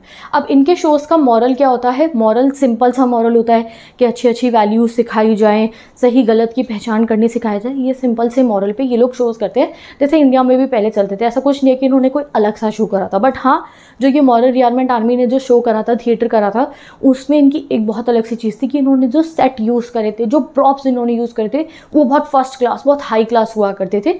स्क्रिप्टिंग इनकी नॉर्मल से ही थी, बट जो प्रॉप्स वगैरह ये लोग यूज़ करते थे वो काफ़ी बढ़िया तरीके के होते थे। तो ऑथर बताते हैं कि इनकी एक चीज़ जो है वो हमें काफ़ी अच्छी लगी, और बाद में मद्रास में हम यही चीज़ फॉलो भी ज़्यादा फॉलो भी हुई। वो क्या थी कि जब ये लोग अपना प्ले था, इनका प्ले कौन सा वाला, जोथम वैली, उसमें जब इनको सुबह का सीन दिखाना होता था, मॉर्निंग का, और जब सूरज ढलने का सीन दिखाना होता था, तो ये क्या करते थे, स्टेज पे वाइट कलर का पर्दा लगा देते थे और बैकग्राउंड में बांसुरी बज रही होती थी, फ्लूट बज रही होती थी। तो वो चीज़ को ये सुबह दिखाते थे और जब सूरज ढलता था उसको ऐसे प्रेजेंट करते थे। तो ये चीज़ मद्रास के लोगों को अच्छी लगी और इसी चीज़ को फिर कॉपी करे जाने लगा हमारे यहाँ के थिएटर में भी सुबह और शाम दिखाने के लिए। तो ये चीज़ अच्छी लगी तो कॉपी कर ली गई। बाकी इनके जो भी प्लेज होते थे उसमें हाई-फाई टाइप के सेट होते थे, बट स्क्रिप्टिंग और मॉरल वो सब सिंपल होता था, जो हमारे यहाँ पे भी वैसे प्लेज बहुत सारे बना करते थे। तो अब ऑथर बताते हैं कि हाँ भाई ये हमारे वाले आए थे। फिर अब वो हमें ना कुछ एक सीक्रेट बताते हैं related to this moral rearmament army. यहाँ पढ़ो। तो ऑथर कहते हैं भाई ये मॉरल यारमेंट वाली आर्मी आई थी, काफ़ी समय हमारे यहाँ रुकी, बहुत सारे इन्होंने शोज़ करे, फिर ये लोग चले गए। इनके जाने के कुछ समय बाद हमारे ऑथर को ना कुछ पता चलता है इनके बारे में। इनके जाने के कुछ समय बाद ऑथर को पता चलता है कि ये MRA ना एक मूवमेंट था against the communism, international communism के अगेंस्ट एक मूवमेंट था ये MRA। तो बेसिकली ये मॉरल रियारमेंट आर्मी वाले क्यों आए थे, ये इसलिए आए थे साउथ इंडिया में, सो दैट ये साउथ इंडिया की अलग अलग जगहों में अपने ये प्लेस करेंगे और वहाँ पे लोगों को एंटी कम्युनिस्ट मैसेज देंगे कि उन्हें दिखाएंगे कि कम्युनिज्म अच्छा नहीं है और वहाँ के लोग कभी भी कम्युनिज्म का साथ ना दें। तो उनको जो है ये वाला मैसेज प्रमोट करने के लिए MRA आया था। बट उस समय पे जब MRA आया था तो किसी को भी उनके इस मोटिव के बारे में नहीं पता था। इवन ऑथर कहते हैं जो हमारे बॉस हैं SS वासन जी, उनको भी कुछ नहीं पता था ये MRA के मोटिव के बारे में। उन्हें तो लगा कोई इंटरनेशनल ग्रुप आ रहा है, शायद उन्होंने होस्ट कर दिया। तो यहाँ पर्टिकुलरली हमारे ऑथर को लग रहा है कि SS वासन जी का बेवकूफ़ बना दिया, बुद्धू बना दिया था एक तरीके से ये MRA वालों ने। यहाँ उन्होंने NCERT में ये लाइन भी लिखी, आप पढ़ सकते हो, that mister Vasan simply played into their hands. Played into their hands मतलब कि आप किसी का फ़ायदा करवा दो, ठीक है, उनको जो लोग चाह रहे हैं आप वो कर दो उनके लिए। तो एक तरीके से हमारे ऑथर को बाद में लगा अच्छा ये MRA वाले ना एंटी कम्युनिज्म का मैसेज फैलाने आए थे हमारे यहाँ पे, और वो कैसे कर पाए, वो कि हमारे जेमिनी स्टूडियो में लुके और इतने सारे प्लेस करे यहाँ पे रह के। तो शायद SS वासन जी का इन्होंने जो है ना दे प्लेड विद हिम, ठीक है। तो ये उन्होंने हमें बताया। बट फिर वो कहते हैं जो भी था, कम्युनिज्म की बात थी नहीं थी, हमारे जो भी था, सर का पागल बना या नहीं बना, मुझे तो बहुत मज़ा आया और हम सब लोगों को तो बहुत मज़ा आया उन 200 लोगों के साथ रह के जो वहाँ आए थे। कहाँ, मॉरल रियारमेंट आर्मी से आए थे, सब ये अंग्रेज थे। वो कहते हैं कि हम उनसे मिले, उनसे बातचीत करी, और सबसे बढ़िया तो हमें क्या लगा कि जब वो क्राउड शूटिंग होती थी ना उनकी, तो मैंने देखा कैसे हमारा मेकअप मैन यानी कि वो ऑफिस बॉय उन सभी के मुँह पर भी पेंट लगाया करता था। तो यहाँ वो थोड़ा फन एलिमेंट डाल रहे हैं। तो अब मॉरल रियारमेंट आर्मी की बात हो गई है, अब हम आगे चलते हैं। तो अब आपको यहाँ से पता चल गया कि हाँ कुछ तो कम्युनिज्म से रिलेटेड उनके यहाँ पे हुआ, ठीक है। अब कुछ समय बीत जाता है, ऑथर कहते हैं कुछ महीने बीत जाते हैं, उसके बाद हमारे टेलीफोन ट्रिंग ट्रिंग एक फ़ोन आता है। अब फ़ोन आके हमारे कोई बताता है कि मद्रास में उनके जेमिनी स्टूडियो में एक बहुत बड़े इंग्लैंड से पोएट आने वाले हैं। तो उनके पूरे जेमिनी स्टूडियो में अफरा तफरी मच जाती है, अरे भैया कौन से पोएट आ रहे हैं इंग्लैंड से, वो भी। तो वो बताते हैं कि हमारे यहाँ पे पोएट के बारे में ज़्यादा नॉलेज तो किसी को थी नहीं। अगर बात करी जाए पोएट की तो जो नॉर्मल हमें पता होता था सभी लोगों को इंग्लैंड के पोएट के बारे में, तो वो बस वर्ड्सवर्थ और टेनिसन थे। वर्ड्सवर्थ पता है ना, विलियम वर्ड्सवर्थ, डैफोडिल्स वाली पोएम वाले, और अल्फ्रेड लॉर्ड टेनिसन। नॉर्मल लोगों को इन्हीं के बारे में पता होता था। फिर वो कहते हैं जो थोड़े पढ़े लिखे थे ना, यानी कि जिन्होंने ज़्यादा पोएम और लिटरेचर वगैरह पढ़ी थी, उनको कीट्स के, शेली के और बायरन के बारे में पता था। और फिर जो और पढ़े लिखे थे, जिन्होंने काफ़ी कुछ लिटरेचर पढ़ रखी होती थी, उन्हें एलियट के बारे में भी पता होता था। तो गाइस इस चीज़ से देखो वो ये बताना चाह रहे हैं कि किसको कितनी लिटरेचर की नॉलेज थी और कौन किस पोएट को जानते थे। तो आप लोगों को तो इन सभी ऑथर्स के बारे में पढ़ा है, क्योंकि हमने इन सभी के कोई ना कोई चैप्टर पढ़े हुए हैं। तो ऑथर कहते हैं बट हमारे यहाँ पे जो पोएट आने वाले थे उनका हम में से किसी को भी नहीं पता था कौन से पोएट आने वाले हैं। तो हमारे जेमिनी स्टूडियो में ना हर कोई सोचता रहता था कौन से पोएट आ रहे हैं, कौन से पोएट आ रहे हैं। फिर वो कहते हैं कुछ दिनों बाद हमें पता चलता है कि वो एक पोएट नहीं है, वो एक एडिटर है। एडिटर कौन? एक अखबार के एडिटर हैं, ठीक है। तो फिर ये सारे जेमिनी स्टूडियो के लोग अपने दिमाग में सोचने लगते कि अच्छा ये एडिटर हैं। और इनके जो बॉस थे SS वासन जी, ये भी एक अखबार के एडिटर थे, जो तमिल का एक वीकली अखबार था जिसका नाम था आनंद विकटन। वर्ड मार्केट के लिए याद रखना। तो उन्हें जो लगता है कि अच्छा हमारे बॉस भी एडिटर हैं और ये जो पोएट आने वाला है ये भी एडिटर थे, शायद ये फ्रेंड्स हो इसलिए इन्होंने इनको बुला लिया। लोग आपस में सोच रहे हैं जब तक वो आए नहीं कि भैया कौन आ रहा है, कौन आ रहा है। जैसे आपके यहाँ पे भी फ़ोन आ जाए कि कोई आने वाला है और तुम्हें पता ना हो तो तुम पूछते हो ना जाके कौन आने वाला है, वैसे ही सब लोग बातचीत कर रहे थे, अरे कौन आ रहा है, कौन आ रहा है। फिर उन्हें थोड़े समय बाद पता चलता है कि ये जो एडिटर हैं ये कोई बहुत फेमस अखबार के एडिटर नहीं है, जैसे कि 2 अखबारों का नाम उन्होंने बता रखा है, द मैनचेस्टर गार्डियन या फिर लंदन टाइम्स, ये वहाँ लंदन के बहुत फेमस अखबार थे। वो कहते हैं इसके एडिटर नहीं हैं, पता नहीं कौन से अखबार के एडिटर हैं, बहुत फेमस अखबार नहीं है, बट चलो जो भी है वेट करते हैं कौन से कुछ दिन बीत जाते हैं, सब लोग वेट कर रहे थे कौन से पोएट आने वाले, कौन से पोएट आने वाले, किसी को नहीं पता था। फिर वो दिन आ जाता है, वो पोएट जी आ जाते हैं कहाँ पे, हमारे ऑथर के जेमिनी स्टूडियो में। अब जैसे ही वो आते हैं वो बताते हैं 4 बज गए थे दोपहर के, वो पोएट जी आते हैं। वो पोएट जी आते हैं तो उससे पहले हमारे बॉस जो हैं SS वासन जी, वो उनके लिए वेलकम स्पीच बोलते हैं और उन्हें स्टेज पे बुलाते हैं। डेफिनेटली गाइस, अब उनको पहले स्पीच दे के बुलाना पड़ेगा ना, ऐसे थोड़ी आए और चलो स्पीच दो और माइक पकड़ा देंगे, नहीं ना। तो वो पहले स्पीच देते हैं। वो बताते हैं मेरे जब बॉस स्पीच दे रहे थे बराबर में पंखे लग रहे थे, इतने बड़े बड़े फैंस लग रहे थे और उसकी वजह से इतनी तेज़ आवाज़ हो रही थी, जैसे तैसे करके मेरे बॉस ने स्पीच दे दी। अब वो एक चीज़ हाईलाइट करते कि मेरे बॉस की जो स्पीच थी उसमें कुछ वर्ड्स को ऊपर से पेपर करा गया था। पेपर मतलब स्प्रिंकल करे जाने, आपको ज़बरदस्ती ऊपर से डाल दिया गया था। वो क्या था, डेमोक्रेसी और फ्रीडम। अब जब चैप्टर एंड होगा तब आपको समझ में आ जाएगा ऑथर हमें क्यों बता रहे थे ये बात। तो ऑथर कहते हैं उन्होंने बुलाया बॉस ने, फिर वो पोएट जी आ जाते हैं और पोएट जी बड़ी तगड़ी वाली इंग्लिश में अपनी स्पीच देते हैं, ऐसी इंग्लिश में जो हम में से किसी को समझ में नहीं आती है। ऐसी एक्सेंट थी उनकी, सबके सर के ऊपर से जल रही थी, किसी को समझ में नहीं आ रहा था ये पोएट यहाँ क्यों आए हैं और ये स्पीच क्यों दे रहे हैं। वो कहते हैं जो भी था 1 घंटे तक उनकी स्पीच चलती है और स्पीच देने के बाद ना ही हमें कुछ समझ में आता और पोएट के एक्सप्रेशन देख के भी ऐसा ही लग रहा था कि वो भी सोच रहे हैं कि वो कहाँ आ गए हैं, यहाँ के लोगों को कुछ भी समझ में नहीं आता है। ये कार्यक्रम चलता है और उसके बाद जो है पोएट चले जाते हैं।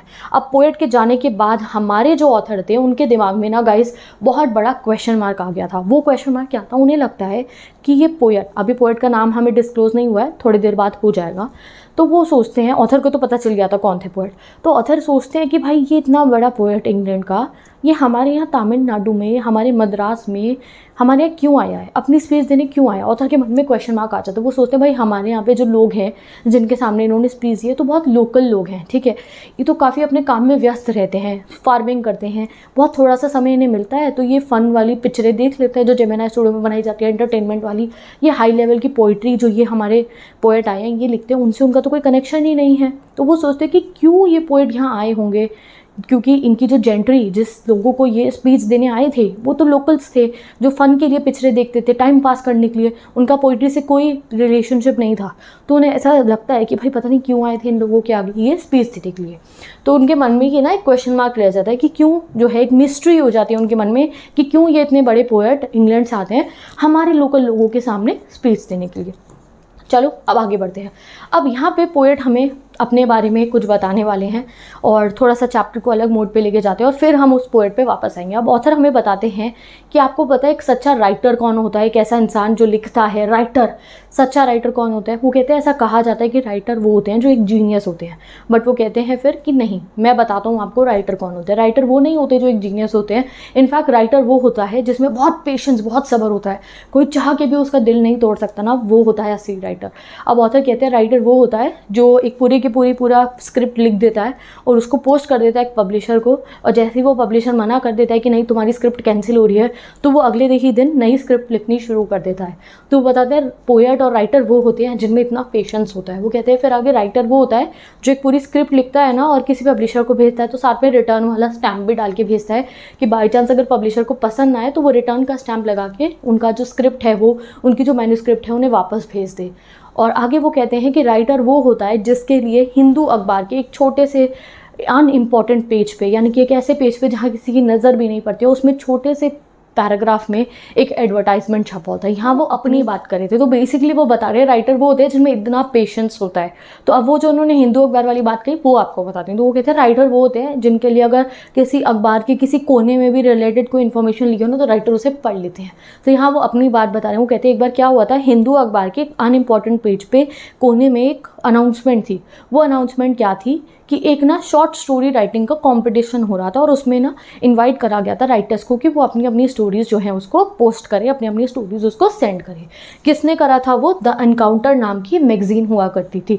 तो एनकाउंटर नाम की मैगज़ीन ने एक कॉन्टेस्ट चलाया था। जैसे मैगज़ीन में अलग अलग स्टोरीज़ होती है ना गाइस, तो कई बार मैगज़ीन ना कॉन्टेस्ट चलाती है कि लोग उनको अपनी अपनी स्टोरीज भेजें, जो उन्हें पसंद आती है वो उसको रख लेते हैं। तो वो बताते हैं एनकाउंटर मैगज़ीन ने एक कॉन्टेस्ट लॉन्च करा था और उस कॉन्टेस्ट को मैंने देखा कि हाँ भैया मैं भी इसमें पार्टिसिपेट कर सकता हूँ। तो वो कहते हैं मैंने सोचा मैं इसके लिए शॉर्ट स्टोरी लिखूंगा। बट फिर पोएट कहते हैं कि शॉर्ट स्टोरी लिखने से पहले मैंने सोचा कि क्यों ना मैं एक बार देखाऊँ कि एनकाउंटर मैगजीन है कौन सी, ऐसा ना हो कि मैं पोस्ट का पैसा लगा दूँ, जो पोस्ट करने के लिए पैसा लगेगा और फिर मेरे को फ़ायदा ना हो। तो वो एनकाउंटर मैगजीन देखने के लिए कहाँ जाते हैं, इस लाइब्रेरी में जाते हैं। जैसे कि आपको पता है लाइब्रेरी में अखबार वगैरह सब होते हैं। तो वो कहते हैं मैं ना एनकाउंटर मैगजीन देखने के लिए ब्रिटिश लाइब्रेरी में गया। अब वहाँ लाइब्रेरी में बहुत सारी मैगजीन रखी हुई थी एनकाउंटर वाली, कुछ लोगों ने पढ़ी हुई थी, कुछ बिल्कुल फ्रेश थी, नहीं पढ़ी हुई थी। अब वो उस मैगजीन को चेक करते हैं। अब उस मैगजीन के एडिटर का नाम देख के ना गाइस ऑथर के दिलों में घंटियाँ बजने लगती हैं।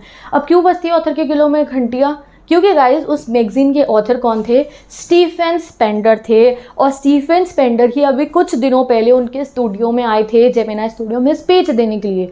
उनके दिमाग में क्वेश्चन मार्क था ना कौन क्यों आए थे ये, तो अब इन्होंने हमें डिस्क्लोज कर दिया कौन से वाले पोएट आए थे। स्टीफन स्पेंडर जी उनके यहाँ आए थे स्पीच देने के लिए। तो उनको ना ऐसा लगता है अरे मेरा बिछड़ा हुआ भाई मुझे मिल गया, इनसे तो अभी थोड़े दिनों पहले मैंने देखा था इनको और इन्हीं की मैगजीन के लिए मैं अपनी शॉर्ट स्टोरी भेज रहा हूँ। तो ऑथर हमें कहते हैं कि जब मैं अपनी वो पोस्ट कर रहा था ना अपनी मैन्यूस्क्रिप्ट, जब मैंने एनवेलप को सील करा तो मुझे ऐसा लग रहा था कि मेरे को तो बिछड़ा हुआ भाई मिल गया है मेरे को तो गाना चल रहा था मेरे दिमाग के अंदर, जैसे वो हिंदी पिक्चरों में दिखाते हैं ना, और यानी कि इंडियन मूवीज़ में दिखाते हैं कि जब भाई शुरुआत में मिलते हैं तब एक गाना चल रहा होता है और जब भाई पिक्चर के एंडिंग में मिलते हैं तो भी एक ही गाना बैकग्राउंड म्यूजिक में चलता है। तो वो कह रहे हैं मेरे को ऐसी फीलिंग आती थी, मुझे ऐसा लग रहा था कि जब उनके यहाँ पे स्टीफन स्पेंडर मेरी जब ये शॉर्ट स्टोरी को चेक कर रहे होंगे ना तो शायद उनके मन में भी यही गाना चल रहा होगा जो अभी मैं गा रहा हूँ। तो काफ़ी फिल्मी हो गए हैं, उन्हें काफ़ी अच्छा लगा कि अरे इनको तो मैं जानता हूँ, इन्हीं के मैगजीन के लिए मैं शॉर्ट स्टोरी भेज रहा हूँ। तो एक तरीके से वो थोड़े एक्साइटेड टाइप के हो जाते हैं। तो जो भी था वो कॉन्टेस्ट जीतते हैं या नहीं जीतते हैं वो तो इन्होंने हमें नहीं बताया, बट हाँ वो अपनी स्टोरी को वहाँ पे भेज जरूर देते हैं। और अब आपको उन पोएट का नाम डिस्क्लोज हो गया है जो वहाँ जेमिनी स्टूडियो में आए। तो उनका नाम क्या था? Stephen Spender. तभी इस चैप्टर का नाम क्या है? Poets and pancake. अब चलो आगे चलते हैं, इन पोएट के बारे में और कुछ आपको जानने को अब पता चलेगा। अब ऑथर कहते हैं मेरी लाइफ का काफ़ी समय बीत चुका था, अब मैं जेमिनी स्टूडियो में काम नहीं करता था, अब मेरे पास पैसा इतना नहीं था बट टाइम बहुत होता था, बहुत टाइम था मेरे पास। तो मेरे पास पैसा इतना नहीं था ना, तो मेरे को कभी भी कोई सेल पे लगी हुई आइटम मिलती थी ना, कुछ सस्ता मिल रहा होता था बाजार में, तो मैं उसमें काफ़ी इंटरेस्टेड रहता था उसको खरीदने के लिए। तो वो कहते हैं एक दिन मैं ऐसे रास्ते पे से चल के जा रहा था तो फुटपाथ पे फ्रंट में, कहाँ पे? मद्रास के माउंट रोड जहाँ पे पोस्ट ऑफिस था उसके पास में फुटपाथ में ना एक लड़का बुक्स बेच रहा था। फुटपाथ पे काफ़ी नई नई बुक्स थी और काफ़ी सस्ती मिल रही थी वो बुक्स। तो ऑथर ने तो बता ही दिया कि सस्ती चीज़ों में उनको इंटरेस्ट था। तो वो कहते हैं मैं वहाँ जाके देखा ब्रांड न्यू बुक्स वहाँ पे मिल रही थी, 50 पैसे ईच की बुक मिल रही थी। तो वो बताते हैं कि वो जो बुक थी ना वो स्पेशल एडिशन थी, स्टूडेंट का एडिशन थी, और इसलिए वो जो थी ना वो काफ़ी लो प्राइस में मिली थी कि स्टूडेंट्स उसको खरीद के पढ़ सकें। अब उस बुक का एक कनेक्शन था, उस बुक का कनेक्शन किस चीज़ से था? रशियन रेवोल्यूशन की एनिवर्सरी सेलिब्रेट करी जा रही थी। Now I told you about the Russia and USSR in starting when I was explaining you communism. मैंने आपको कहा था कि ये कम्युनिज्म में रशिया को आपको समझना ज़रूरी है। तो गाइज देखो ये जो USSR था ये आप सिंपल मानो रशिया में ये कम्युनिज्म ना फॉलो किया जाता था, ठीक है। अब रशिया में ये कम्युनिज्म की एनिवर्सरी सेलिब्रेट हो रही थी 50वीं, यानी कि बहुत 50 सालों के बाद की एनिवर्सरी रशिया में कम्युनिज्म की इस्टेब्लिश हो रही थी, सेलिब्रेट कर रहे थे वहाँ रशिया के लोग अपनी एनिवर्सरी को। तो उस एनिवर्सरी के टाइम पे जो ये वाली बुक थी ये सस्ते में करके बेची जा रही थी। अब ये बुक कौन सी बुक थी गाइस? इस बुक का नाम था द गॉड दैट फील्ड। ये बुक को ऑथर 50 पैसे दे के जो है खरीद लेते हैं। अब ये बुक ना ये अमेरिकन ओरिजिन थी, यानी कि अमेरिकन्स ने बनाई थी ये book, the God that field. अब अमेरिकन्स क्यों बना रहे थे इस बुक को और क्यों सस्ते में करके बेच रहे थे रशियन की एनिवर्सरी पे? क्योंकि गाइस अमेरिकन्स रशियन के ना दुश्मन थे, ठीक है। और जब रशिया अपनी इस एनिवर्सरी को सेलिब्रेट कर रहा था, यानी कि रशिया कम्युनिज्म को सेलिब्रेट कर रहा था, तो अमेरिकन्स ने इस वाली बुक को सस्ते में करके बेचना शुरू कर दिया। क्यों? क्योंकि ये जो बुक है इसमें काफ़ी सारे ऑथर्स ने अपनी लाइफ की कहानी बताई थी कि कैसे उन्हें पहले अपनी ज़िंदगी में कम्युनिज्म अच्छा लगता था और बाद में उन्हें कम्युनिज्म अच्छा लगना बंद हो गया। तो जब वहाँ रशिया में कम्युनिज्म के लिए सेलिब्रेशन हो रहा था तो यहाँ अमेरिकन वालों ने इस बुक को सस्ते में करना बेच दिया, क्योंकि सो दैट जब लोग इसको पढ़ेंगे तो वो लोग भी जान पाएंगे कम्युनिज्म की कमियों के बारे में और कैसे बड़े बड़े राइटर्स ने जब कम्युनिज्म को फॉलो करा उन्हें वो बेकार लगा और उन्होंने उसको छोड़ दिया। ये बात मैंने आपको पूरी समझा दिया। अब हम लाइन बाय लाइन पढ़ेंगे। तो ऑथर ये 50 पैसे देख के ये वाली बुक खरीद लेते हैं। ये बुक अमेरिकन ओरिजिन थी। क्यों वो सस्ती करके अमेरिका वाले बेच रहे थे? क्योंकि ये बुक जो है रिलेटेड थी कम्युनिज्म से, और वहाँ रशिया में कम्युनिज्म की एनिवर्सरी चल रही थी, उनके रशियन रेवोल्यूशन की 50वीं एनिवर्सरी। तो इसलिए अमेरिकन की दुश्मनी थी उनसे, वो नहीं चाहते थे लोगों को इनका कम्युनिज्म अच्छा लगे, तो वो इस बुक को सस्ता करके बेच रहे थे। ठीक है, अब ऑथर बताते हैं मैंने 50 पैसे में ये बुक खरीद ली, और फिर मैंने इस बुक के जो राइटर्स थे ना उनका नाम देखा। इस बुक के राइटर्स कौन थे? टोटल 6 राइटर्स थे गाइस इस बुक के। 6 के 6 जो थे उन्होंने अपनी कहानी बताई थी, कैसे उन्होंने कम्युनिज्म को फॉलो करा और कैसे वो डिसइल्यूजन मतलब नाखुश और निराश होके कम्युनिज्म से वापस आए थे। तो ये उस बुक में बताया गया था। तभी अमेरिका वाले इस बुक को सस्ता में करके बेच रहे थे कि वहाँ रशिया वाले अपनी बड़े सेलिब्रेशन कर रहे हैं कि कम्युनिज्म अच्छा, तो ये बुक को सस्ता कर दो कि लोग पढ़ेंगे कि कम्युनिज्म अच्छा नहीं है। इतने बड़े 6 बड़े ऑथर्स ने मिलकर ये बुक लिखी है और वो बता रहे हैं कि कम्युनिज्म अच्छा नहीं है। तो अब वो 6 बड़े ऑथर्स कौन थे, उनका नाम यहाँ पे लिखा है। ये नाम है एंड्रे गाइड, रिचर्ड राइट, ठीक है, इन सब ऑथर्स ने ये नाम लिखा था। बट एक ऑथर है जिनका नाम पढ़ते ही आपकी भी नजरें उन पे पड़ेंगी, और हमारे ऑथर की भी पड़ी थी। वो कौन सी थी? Stephen Spender. तो 6 राइटर थे इस बुक के। 6 के 6 ने क्या लिखी थी? The God that failed a confession, यानी कि उसमें उन्होंने बताया था कैसे उन्होंने पहले कम्युनिज्म को फॉलो करा और कैसे फिर वो उससे निराश होकर वापस लौट आए। ये बुक ही सस्ते में 50 पैसे में मिली। तो ऑथर देखते हैं, 6 में से एक राइटर स्टीफन स्पेंडर भी है इस बुक के, और स्टीफन स्पेंडर का नाम देखते ही ऑथर के मन में बत्ती जल जाती है, उनके दिमाग में बत्ती जल जाती है। वो कहते हैं कि मुझे लगा अच्छा सारी मिस्ट्री अब जो है खुल गई है। सडनली वो कहते हैं कि ये बुक मुझे काफ़ी ज़्यादा इम्पॉर्टेंट लगने लग गई। क्यों? क्योंकि गाइस आपको याद होगा कि हमारे ऑथर के मन में एक क्वेश्चन मार्क था, एक मिस्ट्री थी कि क्यों स्टीफन स्पेंडर जी उनके जेमिनी स्टूडियो में आए थे लोगों को स्पीच देने के लिए, जिन लोगों का उनकी पोइट्री से कोई कनेक्शन नहीं था। तो अब ये द गॉड दैट फेल्ड देख के उन्हें समझ में आता है कि अच्छा हमारे जो जेमिनी स्टूडियो में जब स्टीफन स्पेंडर आए थे, शायद उनका कनेक्शन हमारे तमिल और हमारे मद्रास के लोकल लोगों से ना हो, शायद उनका कनेक्शन ये गॉड दैट फेल्ड से था। क्योंकि स्टीफन स्पेंडर जी अब क्या बन चुके थे? एंटी कम्युनिस्ट, यानी कि वो कम्युनिज्म के खिलाफ हो चुके थे। तो और वैसे ही आपको याद होगा MRA वाली आर्मी आई थी इनके जेमिनी स्टूडियो में, उन्होंने भी एंटी कम्युनिस्ट वाला मैसेज जेमिनी स्टूडियो से फैलाने की कोशिश की थी। तो तब ऑथर को ना ऐसे लिंक्स, एक दूसरे से चीज़ें यूँ जुड़नी शुरू होती हैं, कड़ियाँ मिलनी शुरू होती हैं, बत्ती चल जाती है उनके दिमाग में। उन्हें तब समझ में आता अच्छा ये स्टीफन स्पेंडर भी अब एंटी कम्युनिस्ट बन चुके थे, ये भी कम्युनिज्म से लौट के वापस आ गए थे, शायद इसलिए ये भी हमारे यहाँ पे आए थे हमारे जेमिनी स्टूडियो में, और इन्होंने ये स्पीच दी थी एंटी कम्युनिज्म वाली। उस समय में उन्हें उनकी स्पीच में कुछ समझ में नहीं आता, अब वो समझे कि अच्छा इन्होंने अपनी स्पीच तो एंटी कम्युनिज्म वाली दी होगी। एंड विद दिस हमारा ये चैप्टर जो है वो कंप्लीट हो जाता है। तो ऑथर ने क्या बताया कि अब मुझे उस मोमेंट में समझ में आया, एक हेजी इल्यूमिनेशन, यानी कि मेरे दिमाग में बत्तियाँ जलनी शुरू हुई कि उस दिन जब स्टीफन स्पेंडर हमारे जेमिनी स्टूडियो में आए, वो चीज़ अब मेरे लिए मिस्ट्री नहीं रही थी। मुझे समझ में आ गया कि हमारे यहाँ पे जब वो आए थे तो अपनी पोइट्री से रिलेटेड बात करने नहीं आए थे, हमारे यहाँ के लोगों को ये कहने नहीं आए थे मेरी पोएम्स पढ़ो, नहीं, उनकी जो बात थी वो शायद उनकी जो बातें थी वो अपनी इस बुक से रिलेटेड थी, गॉड दैट फील्ड से। वो भी वहाँ पे लोगों को एंटी कम्युनिज्म वाला मैसेज देने ही आए थे, जो मैसेज उन्होंने इस बुक में दिया था। तो आपने देखा ऑथर की लाइफ के कितने समय बाद, पता नहीं कब आए होंगे स्टीफन स्पेंडर जी उनके जेमिनी स्टूडियो में, और कितने समय बाद जब उन्होंने वहाँ जॉब भी छोड़ दी ना, तब जाके उन्हें पता चला कि अच्छा इसलिए आए थे स्टीफन स्पेंडर जी। यहाँ पे ये चैप्टर कंप्लीट, गाइस हमारा ये चैप्टर कंप्लीट हो गया है, और यही चीज़ ऑथर हमें बताना चाह रहे थे कि क्या जेमिनी स्टूडियो में चलता था। अब आप पैनकेक भी समझ चुके हो और पोएट के बारे में भी समझ चुके हो। वो पोएट स्टीफन स्पेंडर के बारे में हमें समझाना चाह रहे थे। अब अगर आपको इस चैप्टर को रिवाइज करना है तो उसके लिए आप डिस्क्रिप्शन बॉक्स में और पिन्ड कमेंट में जो मैंने नोट्स पेस्ट करे हैं एनसीईआरटी की मोस्ट इंपॉर्टेंट लाइंस के, उन्हें एक बार रीड कर सकते हो, फिर चैप्टर बिल्कुल क्रिस्टल क्लियर हो जाएगा। और मैं मिलूंगी आपसे नेक्स्ट वीडियो में। Till then bye bye, take care and best of luck.